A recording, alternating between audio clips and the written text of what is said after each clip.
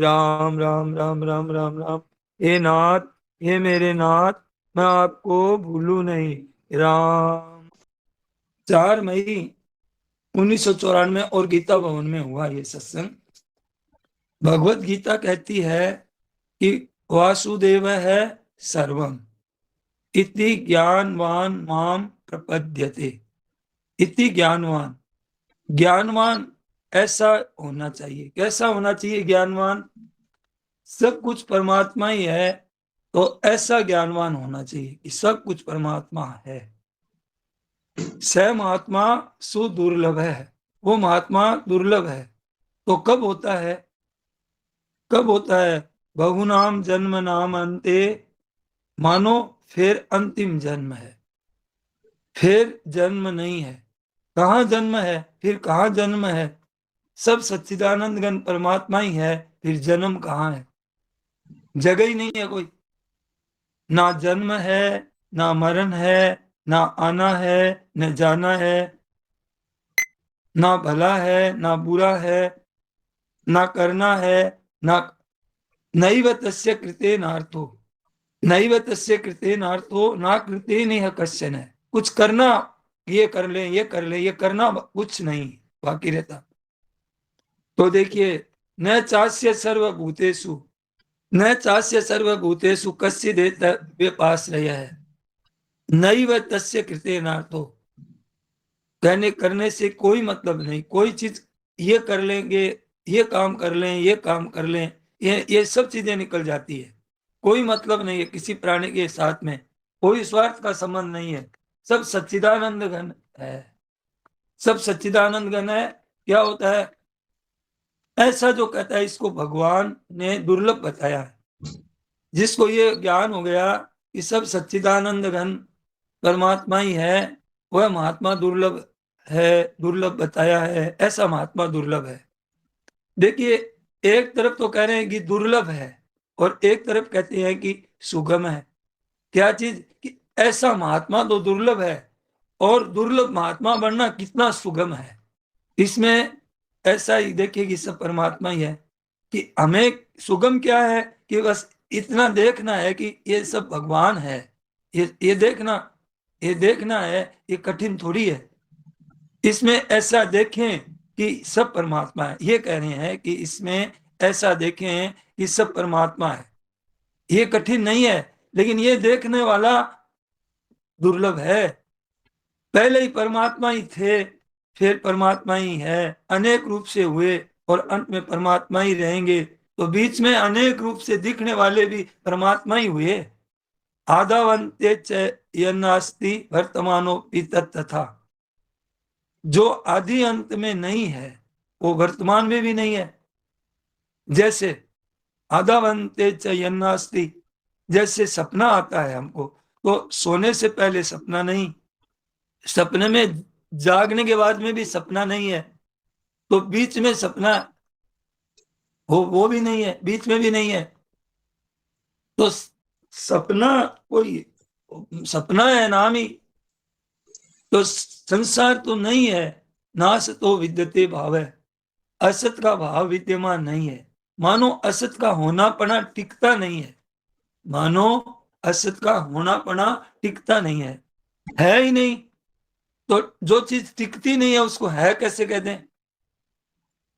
हर ना भाव विद्यते सत है, और सत वस्तु परमात्मा है, उसका भाव विद्यमान नहीं है। तो परमात्मा ही परमात्मा है। हमारी ऐसी दृष्टि रहे, परमात्मा ही परमात्मा है, ऐसी दृष्टि रहे। देखे सुने समझे सब में परमात्मा है। देखे सुने समझे सब में परमात्मा है। जो सुनने में आया, जो देखने में आया, समझने में आया, परमात्मा है। कर्मणा मनसा दृष्टिया, कर्म से, मन से, दृष्टि से, गृहत्यन्द्रियैरपि, इंद्रियों से और दूसरी चीजों से ग्रहण ही किया जाता है जो भी, वो भगवान ही। भगवान देखे क्या? अहमेव न मत्तो अन्य, मैं ही हूं, मेरे सिवाय कुछ भी नहीं है। इति बुद्धत्व मन जैसा, जल्दी इस बात को समझ लें, जल्दी समझ लें इस बात को। समझ में नहीं आवे तो मान ले कि नहीं समझ में आई है। तो भक्ति में मानना मुख्य होता है। कितनी कल्पना करें, परमात्मा ही है होंगे, क्योंकि कल्पना करने वाले, उसमें आने वाली चीज और संकल्प, अंत में तत्व से तो परमात्मा ही है।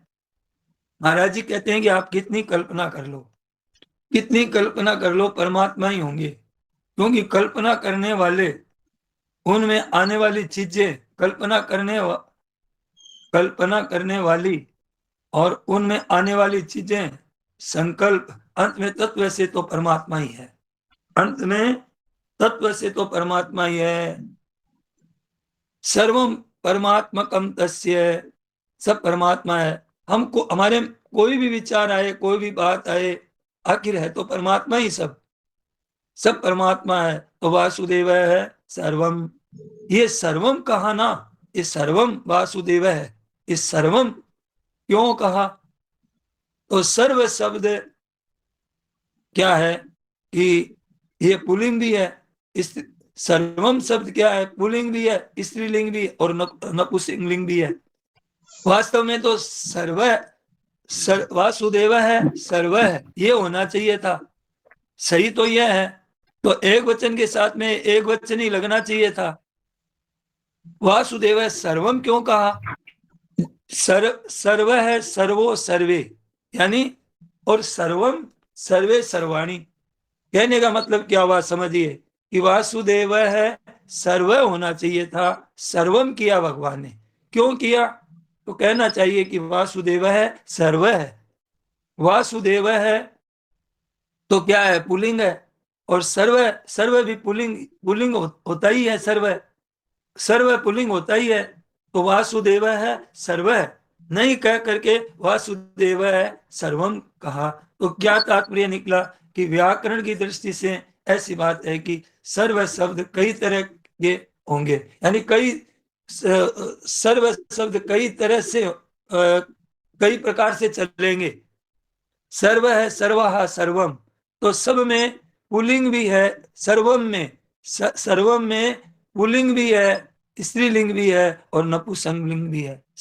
सर्वम में इसलिए सर्वम शब्द आया है। सब तो है पर एक शेष रहता है, एक एक बाकी रहता है, तो बाकी नपुंसकलिंग रहता है।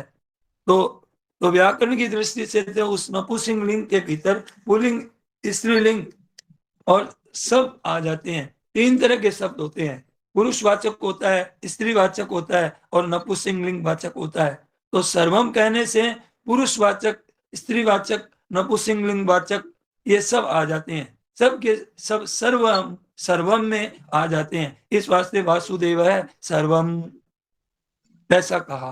तो सब कुछ परमात्मा ही है। जड़ चेतन है, स्थावर जंगम, अच्छा है, मंदा है, भला है, बुरा है, ऊंचा है, नीचा है, वो सब तरह की बात आ जाती है सर्वम कहने से। इस वास्ते वासुदेव है सर्वम, सब कुछ परमात्मा ही है। ऐसा महात्मा दुर्लभ है। तो परमात्मा ऐसा ज्ञानवान माम, वासुदेव है सर्वम इति ज्ञानवान माम प्रपद्यते, ऐसा ज्ञान वाला मेरे शरण होता है। तो चार तरह के भक्त बताए, चार तरह के भक्त बताए, उसमें सबसे श्रेष्ठ भक्त किसको बताया? वासुदेव सर्वम, तो सब कुछ भगवान देखता है, समझता है, सुनता है। आर्तो जिज्ञासु अर्थार्थी ज्ञानी, इसमें अर्थ अर्थार्थी ये बताए, और ये ज्ञानी बताया, जिज्ञासु बताया, ये चार बताए। उन सब में जो ज्ञानी है वो ज्ञानी सबसे उत्तम बताया। चार प्रकार के भक्तों में तो ज्ञानी कौन है? ज्ञानी कौन है, उसका ज्ञान कैसा है? ज्ञानी कौन है, उसका ज्ञान कैसा है? तो कहते हैं वासुदेव है सर्वमिति इति ज्ञानवान, ऐसा ज्ञान है उसको वहां, वो सर्वम, तो वो सर्वरहित नहीं, सर्व सहित नहीं, सर्व ही परमात्मा है। यानी ऐसा ज्ञान है उसको वहां, वो सर्वरहित नहीं, सर्व सहित भी नहीं, सर्वरहित भी नहीं और सर्व सहित भी नहीं, सर्व, सर्व ही परमात्मा है, सभी परमात्मा है।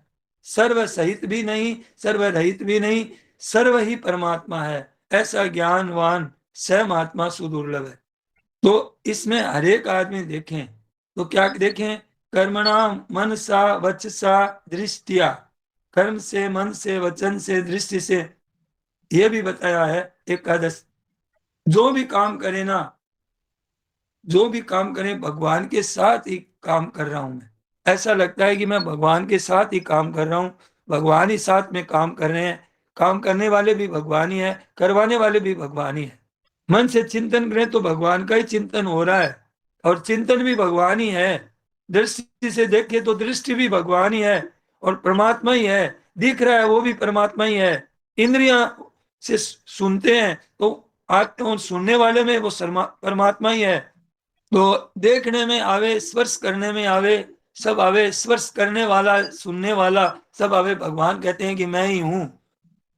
भूख लगे तो अन्न रूप से भगवान ही आते हैं, प्यास लगे तो जल रूप से परमात्मा ही आते हैं, ठंडी लगे तो जाड़ा रूप से भगवान ही आते हैं, वस्त्र रूप से पधारे हैं, परिश्रम हो जाए तो परिश्रम रूप से भगवान ही पधारे हैं, आराम आ जाए तो आराम से परमात्मा ही आए हैं।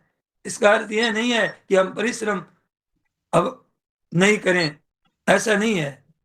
कर्म परमात्मा नहीं है, ऐसा नहीं समझें कि परिश्रम परमात्मा नहीं है। परमात्मा ही है सब, परमात्मा ही है, विषय परमात्मा नहीं है। कर्म परमात्मा नहीं है, विषय परमात्मा नहीं है, ऐसा नहीं, सब कुछ परमात्मा ही है, ऐसा समझे। अहमेव न मत्तो अन्यत् इति बुद्धत्व मंजसा। गीता में कहा है मतलब परतरम नान्यत्। धनंजय सुनो, वासुदेव है सर्वम इति, मेरे सिवाय कुछ नहीं है, मेरे सिवाय कुछ नहीं है, इसका मूल मैं ही हूं। भगवान कहते हैं कि इसका मूल मैं ही हूं। इसका मतलब यह समझे कि मूल मैं ही हूं। अभी जो बात बताई ना कि कोई भी रूप में आते हैं ना, वो परमात्मा ही आते हैं। चाहे वो वस्त्र रूप से आए, चाहे वो मतलब प्यास रूप से आए, चाहे वो जल रूप से आए, और पीने वाला भी परमात्मा ही है। तो परिश्रम ऐसा नहीं, ये ऐसा अर्थ नहीं लगावे कि परिश्रम परमात्मा नहीं है, कि कर्म परमात्मा नहीं है। कर्म भी परमात्मा ही है, परिश्रम हुआ है तो वो भी परमात्मा ही है, परिश्रम करने वाला भी परमात्मा ही है। मेरे सिवाय कुछ नहीं है, मेरे सिवाय कुछ नहीं है, सबका मूल मैं ही हूं। अपरा एक प्रकृति है 8 प्रकार की, और परा प्रकृति है जीव एक, 9, और एक भगवान। भगवान कहते हैं मेरे सिवाय कुछ भी नहीं है, मेरे से ही पैदा प्राणी होते हैं। अपरा प्रकृति मेरी, परा प्रकृति मेरी, इन दोनों से उत्पन्न होने वाली एतद योनिनी भूतानि सर्वाणि उपधारय है। संपूर्ण प्राणी जितने हैं इतने, यावत संजायते किंचित सत्वम स्थावर जंगमम क्षेत्र क्षेत्रज्ञ संयोगा। चलने फिरने वाले और जितना उत्पन्न होते हैं क्षेत्र क्षेत्रज्ञ के, जो क्षेत्र क्षेत्र क्षेत्र की परा प्रकृति है, क्षेत्र अपरा प्रकृति है। तो इसमें संबंध में क्या है कि हमने संबंध तो क्या कहते हैं कि परा क्या है और अपरा क्या है। 8 प्रकार की अपरा प्रकृति है, 8 प्रकार की अपरा प्रकृति है, और एक प्रकार की परा प्रकृति है, और एक भगवान है। यावत संजायते किंचित सत्वम स्थावर जंगमम क्षेत्र क्षेत्रज्ञ संयोगा तद्विधि भरतर सब है। चलने फिरने वाले और स्थिर रहने वाले जितने उत्पन्न होते हैं क्षेत्र और क्षेत्रज्ञ के सहयोग से उत्पन्न होते हैं।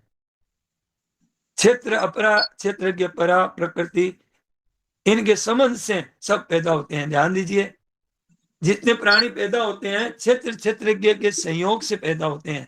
यावत संजायते, तो परा अपरा मेरी है, और संबंध भी मेरा ही है, और प्रकृति भी मेरी है, और मेरी शक्ति मेरे से अलादा नहीं है, अलग नहीं है। मेरी शक्ति मेरे से अलग नहीं है। कल महाराज जी ने बताया था कि प्रसंग चला था ना, शक्ति और शक्तिमान ये दो नहीं होते हैं।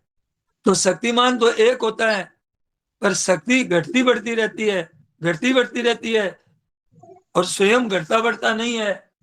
तो इसका होने पर भी उस परमात्मा से शक्ति अलग नहीं हो सकती। इतना होने पर भी उस परमात्मा से ये शक्ति अलग नहीं हो सकती। भले ही शक्ति घटे बढ़े, हमारा बल घटता बढ़ता है, भले ही घटे बढ़े, हम अलग नहीं दिखा सकते। तो कहने का मतलब है कि इसकी शक्ति स्वतंत्र नहीं है। ये भगवान की जो शक्ति है ना, सत्ता, उस शक्ति की सत्ता स्वतंत्र नहीं है, भगवान के बिना नहीं है, भगवान की सत्ता में ही ये सत्ता है। इस बात से सब कुछ परमात्मा ही है, ऊपर नीचे परमात्मा, बाहर भीतर परमात्मा, दाएं बाएं दसों दिशाओं में सब। बहिरंतस्य भूताना न चरम चरमेव च सूक्ष्मत्वादद विज्ञेयम दूरस्थम चान्तिके च तत्। सूक्ष्म होने से अविज्ञेय है, सूक्ष्म होने से अविज्ञेय है। तो सूक्ष्म सूक्ष्म क्या है ही परमात्मा ही है। तो सूक्ष्म का अर्थ है कि सूक्ष्म इसका ज्ञान है। जैसे जैसे सूक्ष्म का हमें ज्ञान है कि सूक्ष्म है, कोई चीज ऐसी है, वो दिखती नहीं है। जैसे लिखा हुआ हमारे सामने लिखा हुआ है श्रीमद् भगवत गीता, तो बिना पढ़ा हुआ आदमी भी देखे, आदमी अगर बिना पढ़ा हुआ देखे, और तो वो है चित्रकार लेकिन, और उसकी कलम ठीक चलती है, कलम उसको चलाना ठीक आता है, तो वैसा का वैसा, वैसा का वैसा लिख देगा श्रीमद् भगवत गीता। पर क्या लिखा है अक्षरों का उसको ज्ञान ही नहीं है। क ख ग घ ढ उसका ज्ञान ही नहीं है। लिख तो वैसा का वैसा दिया, पर क्या लिखा है उसको ज्ञान ही नहीं है।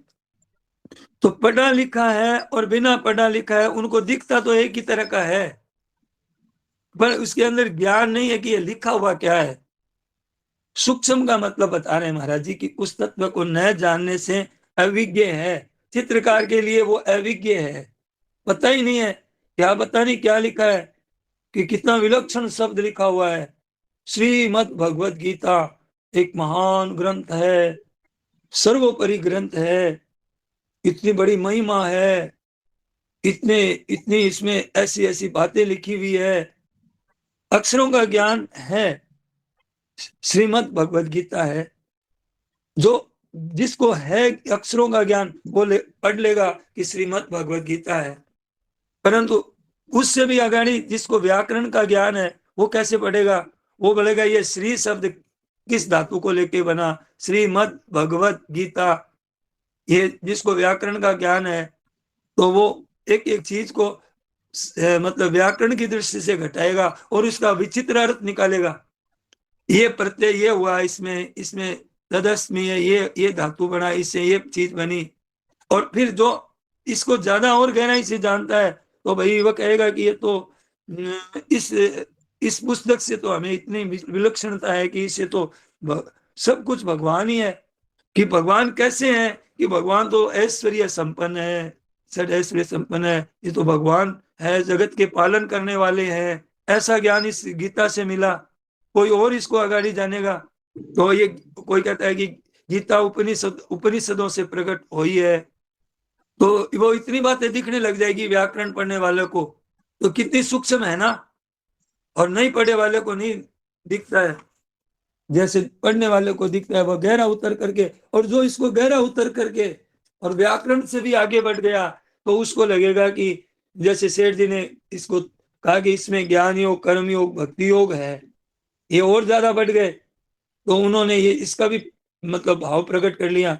और अब जो और ज्यादा समझने में आएगा कि ज्ञान योग का वर्णन कहाँ है, भक्ति योग का वर्णन कहाँ है, कर्मयोग का वर्णन कहाँ है, तो बोले कर्मयोग का वर्णन यहाँ पे है, इन इन श्लोकों में है। तो पहले 6 अध्यायों में ज्ञान योग और कर्मयोग का वर्णन है, फिर आगे अध्यायों में भक्ति योग का वर्णन है, ऐसे बता देगा। और इसमें क्या क्या प्रकरण चले हैं और ज्यादा जानेगा तो और गहराई से पूछेगा। जितना जितना पढ़ेगा, जितना जितना प्रवेश करेगा श्रीमद् भगवद गीता का मतलब सूक्ष्म से सूक्ष्म प्रकार से वो स्पष्ट कर देगा हर एक चीज को। वो वो गीता ऐसा विलक्षण लगेगा उसको कि गीता, श्रीमद् भगवत गीता, वो तो ज्ञान होते ही चला जाएगा, उसकी कोई, उसे लगेगा कोई सीमा ही नहीं है इसके ज्ञान की। ज्यादा प्रवेश करेगा तो महाराज जी ने कहा कि गीता जी मैंने लिखी टीका साधक संजीवनी, अब मेरे मन में और नहीं लिखाने की आ रही है। तो कहने का मतलब है कि फिर अगर और भी लिख देते हैं तो महाराज जी कहते हैं मेरे और लिखाने की मन में आ रही है, वो भी लिख देते तो फिर कहते और लिखाने की मन में आ रही है। तो ऐसी भगवत गीता है जिसका अंत कोई पार पा ही नहीं सका, कि करोड़ों अरबों खरबों टीका लिख दें भगवान की, तो भी वो गीता का पार नहीं पा सकता, इतनी सूक्ष्म है।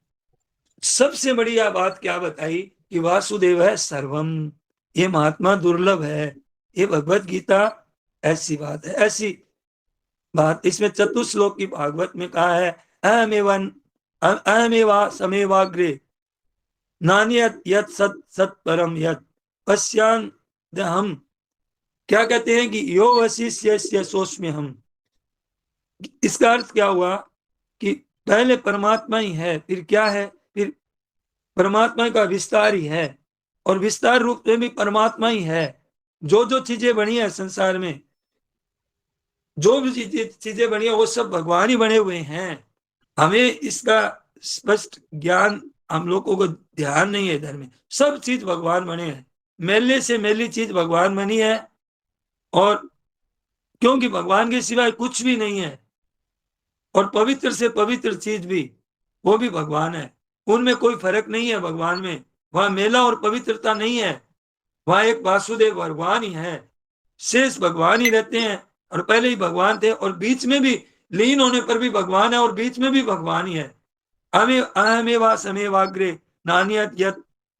तो कहते हैं पश्या हम यदि तच्च यो वशिष्य ये सोच में हम, यानी कि अब इसका भाई बात यह है कि भगवान ने क्या कहा कि जितना मैं हूं, और जिन गुणों वाला हूं, जिन कर्मों वाला हूं, जिन मतलब है कि ऐसा मैं ब्रह्मा जी को मैं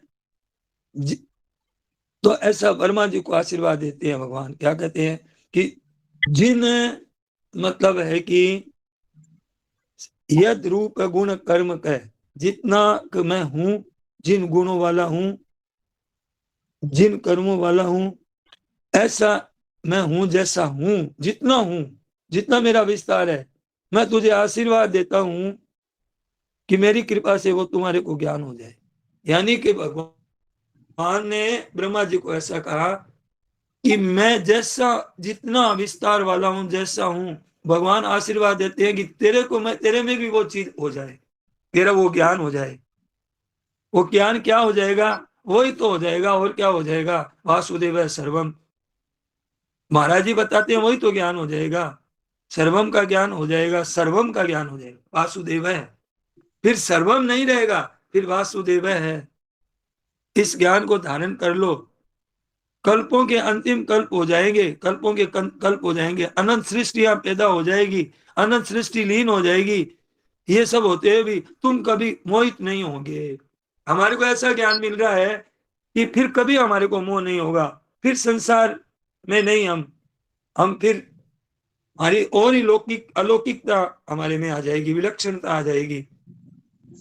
ये सृष्टियों में हम जन्म मरण नहीं होगा हमारा, ये ऐसा ज्ञान हमें मिल रहा है। अनंत सृष्टि लीन हो जाएगी, ये ये होते हुए भी तुम कभी भी मोहित नहीं होगे, मानो इसकी भूल ही कभी नहीं होगी। एक बार होने के बाद में अंत बहि अंत बहिरस्य तत्सर्वम व्याप्य नारायण है सर्वतः।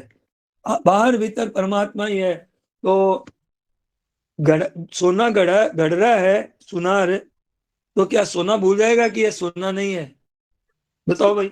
कुमार घड़ा गढ़ रहा है, तो क्या मिट्टी को भूल जाएगा? वो तो है ही, भूलेगा कैसे? क्या सोना गहना, ये मिट्टी, ये घड़ा, वो ही है, वो है, उसको ऐसे ही लगेगा। अब खांड है, खांड के खिलौने हैं, खांड की चीजें बनी हुई है, क्या खांड खांड को भूल जाएगा कि ये खांड के नहीं है? ये सृष्टि भगवान बने, भगवत स्वरूप है, तो क्या भगवान को भूल जाएगा? ऐसे ये संसार है, तो मिट्टी है, तो पशु है, तो पक्षी है, तो घास है, दूब है, ये सब ये बने तो एक ठीक तरह से समझते हैं, तो ठीक तरह से समझेंगे तो भूल कैसे हो जाएगी? न भी मुई अति कश्चन है, कभी भी भूली नहीं होगी। इस तरह ये ज्ञान सब से दुर्लभ बताया है कि कितना सरल ज्ञान है, ऐसा मान लें। कैसे मान ले में कि जैसे अक्षर पढ़ते हैं, जैसे हम लोग अक्षर पढ़ते हैं, क हमारे को हाथ से घोट कर क ख ग ये सिखाया गया, और क ख ग पढ़ते पढ़ते ये याद कर लेते हैं।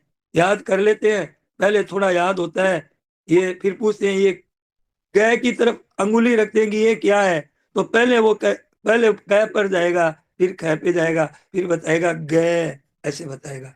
पहले धीरे धीरे बोलता लिखता, फिर ठीक उच्चारण करेगा, फिर क ख ग घ जल्दी जल्दी बोल देगा, फिर लिखते हुए याद नहीं करना पड़ेगा। मैं कैसे लिखूं कि ग कौन सा है, क ख ग सब अक्षर ही दिखने लग जाते हैं, इतनी तेजी से फिर लिखने लग जाता है, कलम चलती है, कुछ विचार करना पड़ता ही नहीं है और धड़ाधड़ कलम चलती रहती है, ऐसा लिखता रहता है। और शुरू शुरू में कितना मुश्किल से लिखते थे, इस तरह से सब कुछ परमात्मा ही है, तो कभी कोई विचार करना सोचना समझना पड़ता ही नहीं है। क्या विचार करें, ये है ही ऐसा, खांड के खिलौने में खांड है, क्या विचार करें खांड पर, मिट्टी के बर्तनों में मिट्टी है, इस पर क्या विचार करें, सोने के गहनों में सोना ही है, क्या विचार करें। ऐसे ही जब हमें यह लग जाएगा कि ये सब एक परमात्मा ही है, तो अब क्या विचार करें, ये तो सुगम बात है, ये तो सरल बात है कि सब परमात्मा ही है, जो कौन सा विचार करना है। बच्चा कौन सा पढ़ लिख लेता है, तैयारी कर लेता है और सब लिखना आ जाता है, क्या विचार करता है, कोई समझना पड़ता ही नहीं, कोई अभ्यास करना पड़ता ही नहीं, कुछ अभ्यास नहीं है, कुछ समझना नहीं है, स्वतः स्वाभाविक बात है। इस बात से संत महात्मा कहते हैं कि बहुत सरल बात है। शास्त्रों में ऐसी आया है कि बड़ा कठिन है, ऐसा भी आया है, ये तो बहुत सुगम है और सरल है और श्रेष्ठ है। शेर जी ने कहा था कि मेरे ये बात समझ में नहीं आई कि परमात्मा का ज्ञान कठिन है, ये बात मेरे समझ में ही नहीं आई। शेर जी ने कहा इसमें कठिन क्या है, सीधी सीधी बात है। अब बताइए, शेर जी की बात कितनी दामी बात बता रहे हैं, कितनी कीमती बात बता रहे हैं कि शेर जी ने कहा कि मेरे बात ये समझ में ही नहीं आई कि परमात्मा का ज्ञान कठिन है, कठिन है ही नहीं, सीधी सीधी बात है। परमात्मा है और परमात्मा ही अनेक रूप से बने हुए हैं।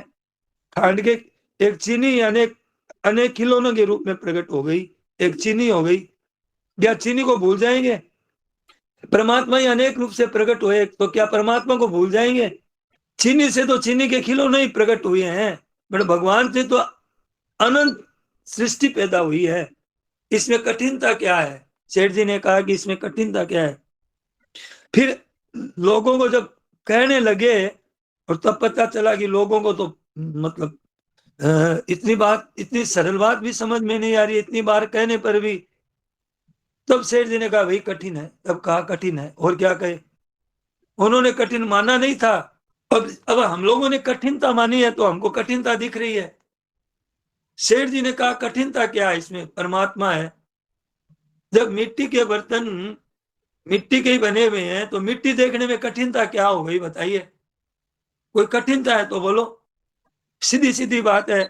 अब हम गंगा जी है तो गंगा जी देखने में क्या कठिनता है कि गंगा जी है, तो गंगा जी तो एक देश में है, पर हमारे जो वासुदेव वाली बात है वो तो सब रूप में भगवान सब जगह है, पापी में पुण्यात्मा में, बाहर भीतर ऊपर नीचे सब देश में, भूत भविष्य वर्तमान ऊपर नीचे चारों तरफ परमात्मा ही परमात्मा पूर्ण है, न भूत है न भविष्य है न वर्तमान है, न कोई सज्जन है न कोई दुष्ट है, एक परमात्मा ही है। अब इसमें क्या कठिनता है, सीधी सीधी बात है। तो बात क्या है कि बन गए आप अकेले सब कुछ, नाम धरा संसार, जो नाम धरा संसार है उसको हमने पकड़ लिया। नाम धरा हुआ है, तू भगवान का नाम धरा हुआ है, भगवान है, तू इसमें क्यों फंस गया, तुझे तो भगवान ही, तेरी दृष्टि तो भगवान पर ही रहनी चाहिए थी।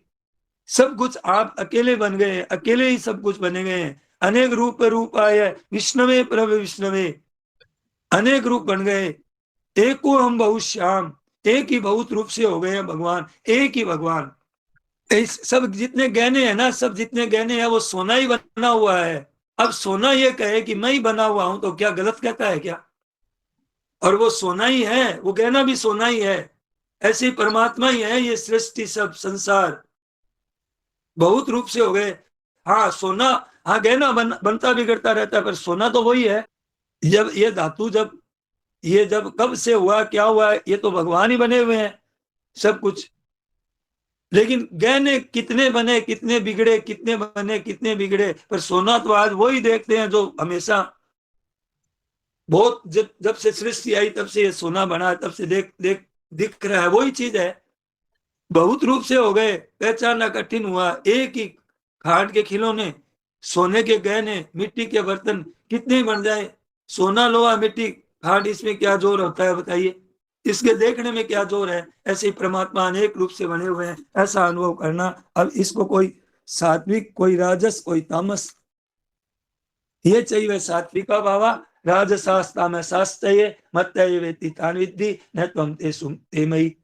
मत इति, मानो मेरे से ही उत्पन्न होते हैं, मानो मेरे से ही, मत एवेति, सात्विक भी, राजस भी, तामस भी मेरे से ही उत्पन्न होते हैं, और उनमें कहते हैं कि मैं नहीं हूं, वो मेरे में नहीं है। तो क्या होता है कि वो उनमें मोहित हो जाते हैं, उनको तो पकड़ते नहीं है, और उनको, तमोगुण को, रजोगुण को, उसको पकड़ लेते हैं, गुणों को, तो उनको पकड़ लेते हैं। तो मैं उसमें कैसे हूं बताओ। मेरे को नहीं पकड़ करके, मिट्टी को नहीं मान करके बर्तन को मानता है कि बर्तन है, मिट्टी मानता ही नहीं है, तो उसको ज्ञान कैसे होगा। उसी में फंस जाएगा बेचारा, बर्तनों में ही फंस जाएगा, उसका तत्व पता ही नहीं चलेगा, गहनों में ही फंस जाएगा। अरे सोना भी होता है, सोने से बने हुए हैं, ये ज्ञान उसको कैसे होगा, कोरा ही रह जाएगा। जब हम यही देखेंगे यही है सब कुछ, खाना पीना सोना, तो जब ये देखेंगे हम, तो ये नहीं देखेंगे कि इसमें हम फंस जाएंगे, यहाँ किताब दिन रहेगा, क्योंकि ये है नहीं, ये है नहीं। और जो है, जिससे ये प्रकट हुआ है, वो है, उसको देखे, कि उसको देख करके यहाँ देखे कि उसी से ये प्रकट हुआ है, वो परमात्मा ही स्वरूप है, सब जगत ही, तब फिर ठीक हो जाएगा, सब परमात्मा ही है। तो उनमें मोहित हो जाए तो उसमें मोहित हो जाते हैं ना, तीनों गुणों में, सत्व, रज और तम, सात्विक, राजस और तामस। तो कहते हैं कि ऊर्ध्वम और अधो और मध्यम, ऊर्ध्वम गच्छन्ति सत्वस्ता, मध्य तिष्ठन्ति राजसा, जगन्य गुणवर्तिस्ता, अधो गच्छन्ति तामसा। फिर जन्म मरण में चला जाएगा।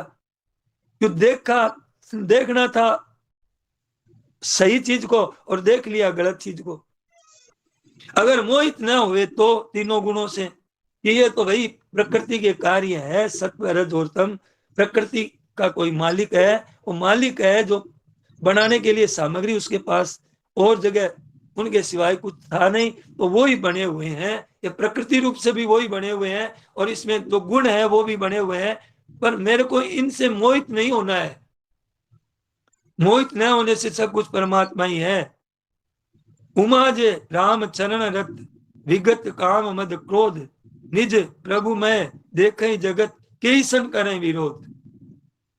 उमाजे राम चरण रत, जगह भगवान के चरणों में जिनकी प्रीति हो गई है, विगत काम मद क्रोध, और निज प्रभु मैं देखे ही जगत, सब भगवान का स्वरूप देख रहा है कि ये भगवान ही है।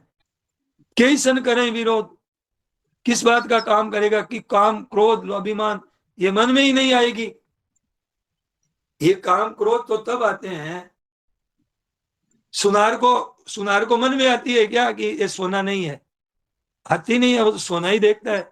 ये काम क्रोध आ जाते हैं ना, ये तब ये वासुदेव सर्वम दिखते नहीं है, अच्छा मंदा, तेरा मेरा, ये सब आ जाते हैं, तो परमात्मा है, तो परमात्मा ही वासुदेव सर्वम। पर ये क्या है कि अपने इसमें नहीं फंसना, तीनों गुणों में, अच्छा मंदा, तेरा मेरा, ये सब आ जाते हैं, है तो परमात्मा ही, आ जाते हैं, है तो परमात्मा ही, आओ भले ही, है तो परमात्मा ही, वासुदेव है सर्वम। नारायण नारायण नारायण। हे नाथ, हे मेरे नाथ, मैं आपको भूलूं नहीं। सबको प्रणाम। सियावर रामचंद्र की, मोर मुकुट वंशी वाली की जय।